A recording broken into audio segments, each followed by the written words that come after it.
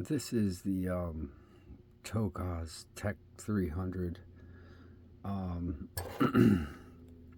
this is the bitting for the key.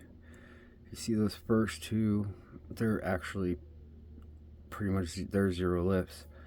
So it turns it into a 3-pin, I say pin lock, but I'll talk about what's inside of this thing a little bit more after if I can get it open.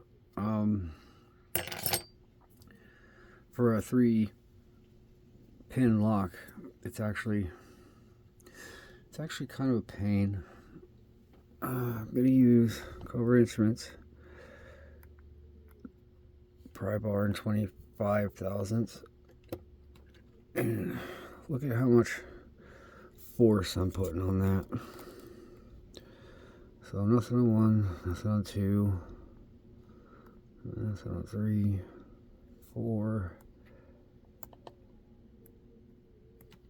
maybe something on 5, 2,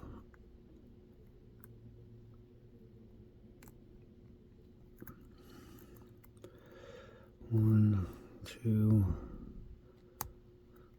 click at 3, nothing on 4, nothing on 5, 1, 2, 3.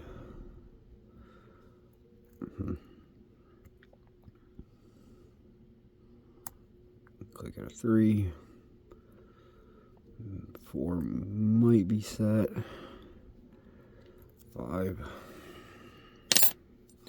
I'm going to switch from my Law Lock's tool scimitar to this Law Lock hybrid half diamond-ish deep reach. I'm not sure what this profile is called. So there's 2 clicks out of 3, nothing on 4. I just dropped something. Maybe a click out of 5. 1, 2,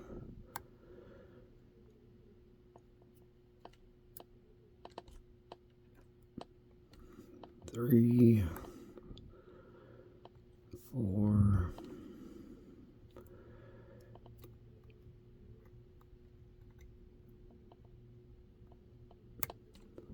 'maybe something out of 5. 1, 2,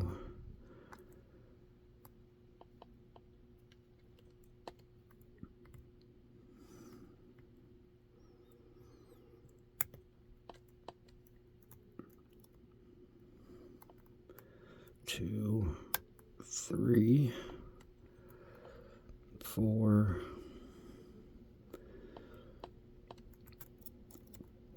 I just hit 3 and felt a little movement on the core. I don't know. 3, and we're open. So this lock feels gritty all the way around. It gives like no feedback. It's set up like a standard pin tumbler, but it's not a pin tumbler.